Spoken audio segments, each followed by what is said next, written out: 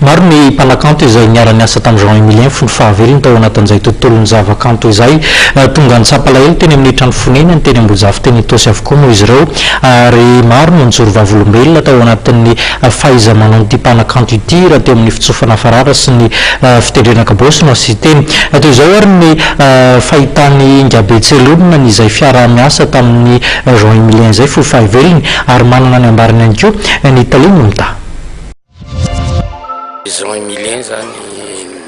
namana rehetrarehetra anisany tena nandravaka anjatra nataony rehetra mihitsy zany ny artiste rehetrarehetra za moa anatiny indrindra fa za betsaka anjatra ny raha za manokana aloha dia ohatrany hoe very ihany zany very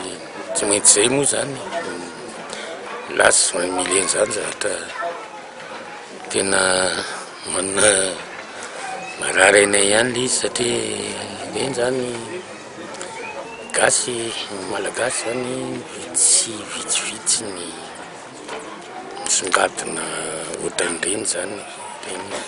fantatra daholo moa ny zavatra nataony ataoko hoe fantatrareo sady nitondra zavatra malagasy izy eran'izao tontolo zao moa zany ataoko hoe fazatany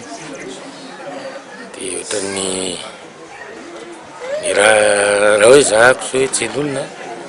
ny rahako taminy zao betsaka ny rahako taminy fa misy zavatra efa mba vita hoe inona moa clip fileny fiteny izy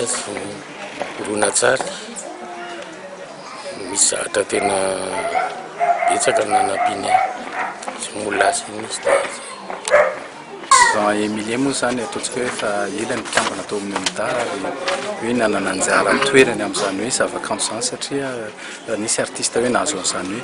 hoe amboara eran-tany amin'ny zavakanto zany dia ataontsika hoe Jean Emilien nahazo an'izany zany hoe reharehantsika malagasy tampoka be moa ilay fahalasana satria androany maraina voafo dia